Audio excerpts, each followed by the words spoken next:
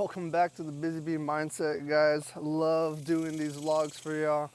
Today, we're gonna go ahead and talk a little bit more about the book I've been reading, Never Finished, by David Goggins.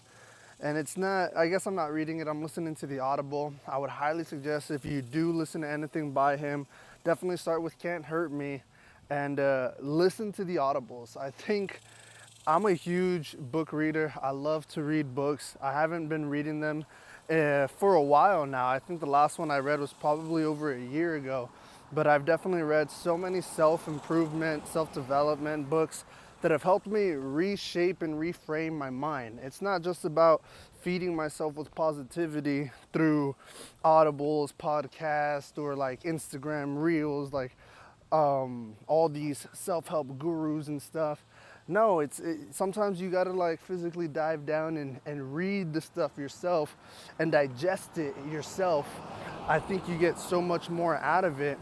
But to be completely honest, this is one of the best Audible series I've ever heard, simply for the fact that there's someone who reads the chapter and then they have a mini podcast and they digest over everything they just went ahead and talked about or read with David Goggins himself.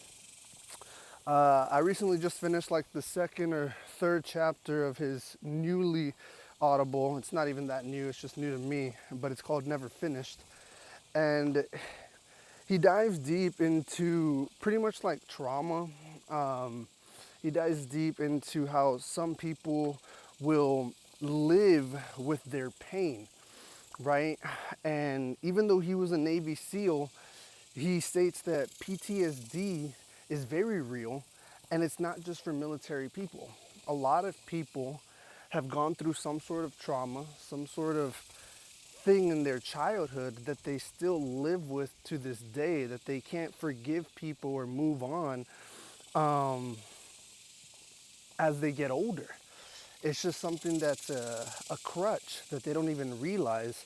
And the first time that he went ahead and talked to his therapist pretty much let him know, like, you have PTSD. And this was before he even went to the military, before he even started talking to her about that. Because of some stuff that his father would do. His father would abuse his mother, he would watch. His father would abuse the kids sometimes. And it was very hard and cruel. He lived a very tough childhood, but I think that's the reason why his story resonates with so many different people. Because he truly is one of the biggest underdogs. If you were to hear everything that he went through, it almost doesn't make sense how he's successful. But if he is able to become successful, then why aren't we able to? Because it doesn't matter what kind of past we had. It doesn't matter what we're facing through right now. Sometimes that trauma can hold us back. All that stuff in our past can really make us feel as though, you know what, that's the reason why I can't move forward. That's the reason, that's the reason, that's the reason.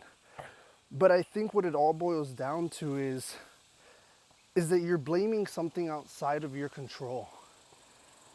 And if you constantly focus on that, if you constantly focus on something outside of your control that brings you down, then you're not going to be able to move forward. And he even mentions too in the Audible that like he's not dismissing anybody who has trauma. Not at all. He understands that, you know, some of us have gone through some things in our lives that is extremely tough, extremely hard to move on from. It's very painful to relive it. However, even though it's painful, we can't build a house of pain. We can't keep thinking about it over and over and over and always blaming that thing for us not moving forward. That's not how like life works, to be honest. Because if you do that, you're never gonna be able to move on. And so he pretty much suggests that you have to live with it. You do need to move on, but know that that pain should be what fuels you. It should be what's the thing that makes you want to move forward. It makes you want to have something better out of your life because you experience all of that. I know, like, for me, I generally don't have a lot of trauma, to be completely honest. I think the biggest trauma I had was probably my dad passing away when I was 15. And then before that, my dad is very judgmental over overweight people. And so as I was growing up, um, he constantly said very derogatory terms about people who were overweight. And my mom made amazing food, all right? Mexican moms, you guys that are Mexican watching this, y'all already know, man, she be cooking up all the great stuff, extremely cheap too, but all the great stuff. And I'd be going in for seconds, thirds, sometimes fourths.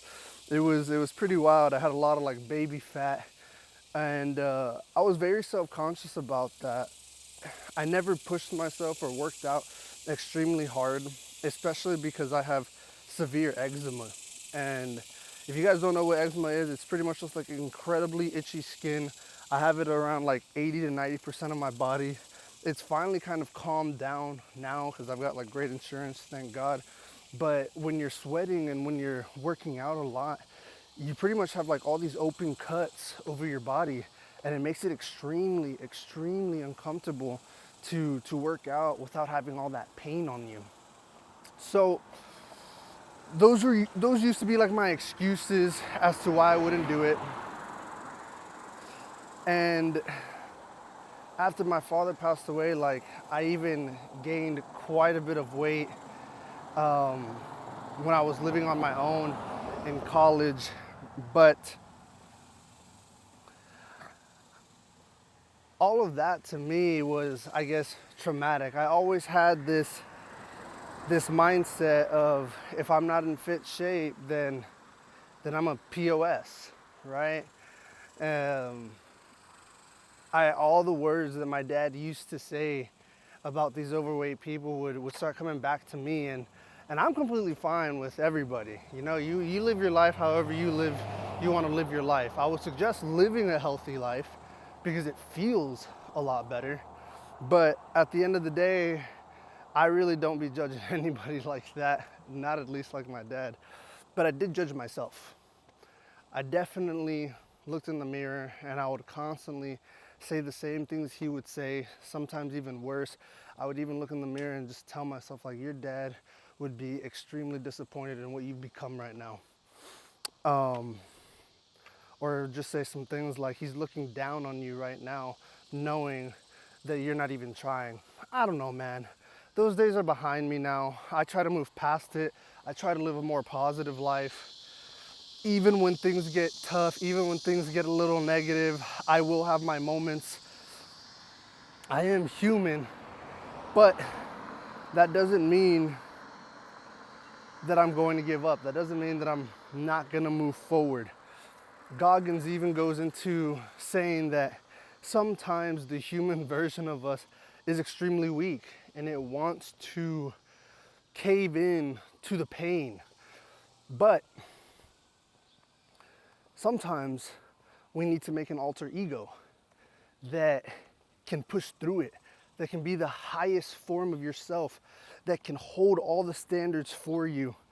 And we need to live up to that image. So for me, that's the busy bee. The busy bee version of me is the one who's out and about, is the one who's posting these videos, is the one who's doing the walk, doing the work, showing up even when I don't want to show up. Like, yes, Carlos is there, I'm there, but sometimes Carlos is a little weak. Carlos gets a little sad when things don't go his way, or Carlos gets a little fearful of new adventures. But the busy bee, those are challenges that he sees need to be taken care of. Obstacles that need to be overcome. Because if I don't overcome these obstacles, then I'll never get to where I want to be. And I mean, you guys know, I know, God knows, I want to be somewhere better than here. I don't want this to be my life forever. just where I'm at in the sales job, in the doing like a 9 to 5 or basically 3 to 12. Those are my hours. Nah, man, I want to be able to improve on a daily basis. And I think this new 3-day schedule that I've set up for myself is a lot more easier to maintain than not having a plan at all, not having something to do moving forward. Some days I would just be blind, just on the whim. Okay, let's try to do this. Okay, let's try to do this. But without actually having like a set plan, I was always fumbling. I was always like, what am I gonna do here? When am I gonna do this? What should I even talk about? But now I feel more at ease. I feel more like I'm not going to get stale. I'm not going to talk about the same things over and over and over again. And if I do, that's fine, because it'll be in a different form of context.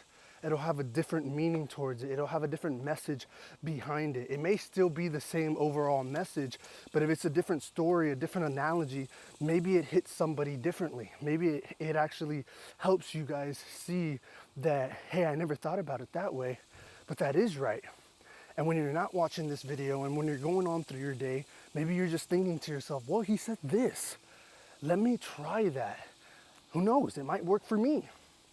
That's the whole point of these videos, right? These are vlogs for myself so that I can coach myself and remind myself that things are gonna be okay. Things aren't always gonna be the worst of the worst, although sometimes your brain might think so. And that's the message I wanted to give to you guys. If you guys are holding on to any pain, any trauma, anything at all that might be holding you back because of things that you've experienced in your life, remember that it's okay to have that pain, but it's not okay to just live in it. It's not okay to build a house around it and sleep with it. You're never gonna move anywhere by doing that. You wanna grow, you wanna be a better person. And if that's holding you back, you have to find something in your life to give you purpose and reason to move you forward. And for me, like getting in shape, like all that little trauma that I had with my dad, talking about like the weight and all of that stuff, that's my fuel. Well, it was my fuel, and now it's just more like I want to be healthier. I want to be a better version of myself. I feel so much better when I am. And so it's a personal goal for me. But that's all I got, guys.